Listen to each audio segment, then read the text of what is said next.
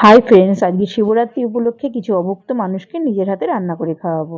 আর যেহেতু নিরামিষ, তাই আমি ঠিক করেছি খিচুড়ি আর বাঁধাকপির তরকারি রান্না করে খাওয়াবো। এই দেখো, আমি বাঁধাকপি, আলু, মটরশুঁটি সব কেটে গুছিয়ে নিয়েছি। এবার ধুয়ে এগুলোকে বসাবো।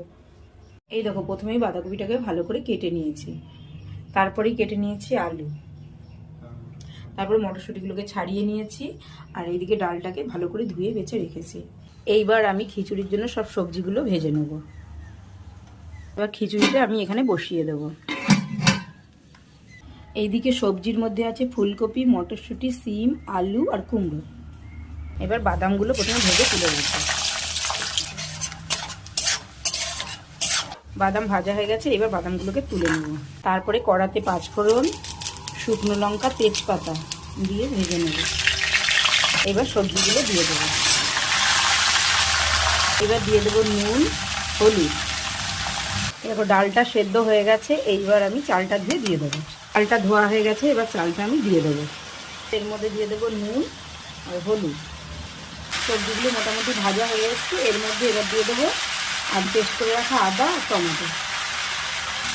ভালো করে ভেজে নেবো এবার এগুলোকে। এই দেখো, সবজিগুলো ভাজা হয়ে গেছে, এইবার এগুলো আমি এর মধ্যে হাঁড়ির মধ্যে দিয়ে দেবো। এইবার কড়াতে তেল দিয়ে দেবো, এতে আমি বাঁধাকপি বসাবো। দেখো ফ্রেন্ডস, এইদিকে খিচুড়িটা প্রায় হয়ে এসেছে। তেল গরম হয়ে গেছে, তেলের মধ্যে 5 ফোড়ন, তেজপাতা দিয়ে এইবার আলুটাকে ভেজে নেব।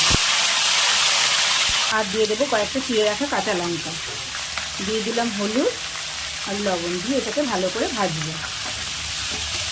আলু মটরশুঁটি ভাজা হয়ে গেছে, এইবার আমি দিয়ে দেবো টমেটো করে রাখা আদা, দিয়ে দেবো জিরের গুঁড়ো, দিয়ে এটাকে ভালো করে কষাবো। এবার এর মধ্যে দিয়ে দেবো ভেজে রাখা বাদাম, ভেজে রাখা জিরের গুঁড়ো আর একটু স্বাদ মতো চিনি। এর মধ্যে একটু চিনি দিয়ে দেবো। এবার ঘি দিলেই আমার খিচুড়ি কমপ্লিট। এইবার এর মধ্যে সেদ্ধ করে রাখা বাঁধাকপিটা দিয়ে দেবো। এইবার খিচুড়িগুলো সব বেড়ে নেব। এইভাবে সবকটা ফয়েলেই আমি খিচুড়িগুলো বেড়ে নেব।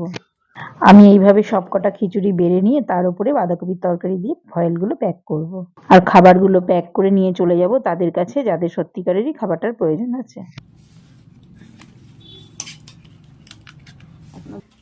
এবার এগুলোকে ভালো করে প্যাকিং করে নেব। ফয়েলে এগুলো প্যাকিং করে এইবার ক্যারি ব্যাগে ঢুকিয়ে নেব, যাতে নিয়ে যাওয়ার সময় এগুলো পড়ে না যায়। আমাদের প্যাকিং প্রায় কমপ্লিট, এইবার আমরা বেরিয়ে পড়ব।